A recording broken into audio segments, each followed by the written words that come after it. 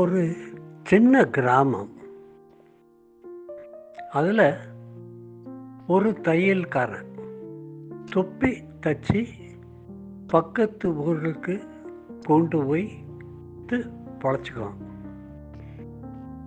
ஒரு நாள் அவன் இருக்கிற தொப்பையெல்லாம் எடுத்துக்கிட்டு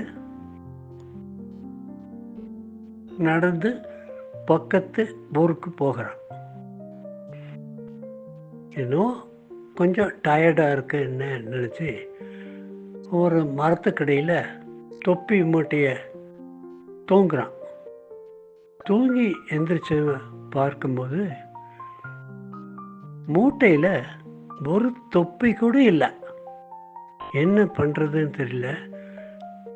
சுற்றி முற்றி பார்க்குறான், எங்கேயும் எதுவும் தன்விடவில்லை.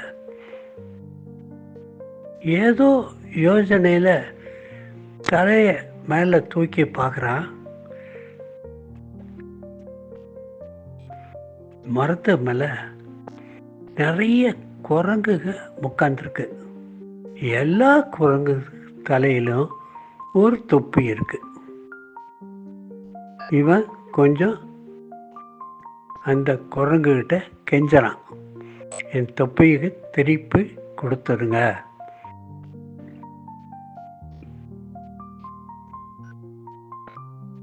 அதுக்கு ஒன்றும் குரங்குக செய்ய மாட்டேன்னு ஒத்துழைக்காமல் சும்மா உட்காந்துருக்க. கல் எடுத்து விட்டு எறிகிறான். அதுக்கும் அது ஒன்றும் பயப்படுற மாதிரி தெரியல.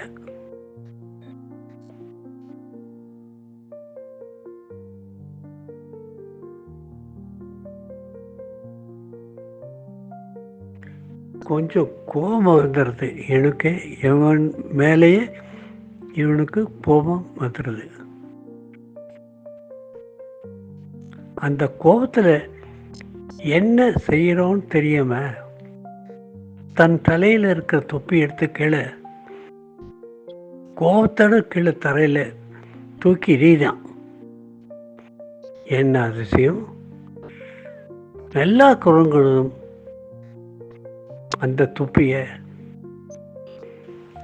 எல்லா குரங்குகளும் அவங்க தலையில் இருக்கிற தொப்பியை எடுத்து அதே மாதிரி கீழே வீசுறது.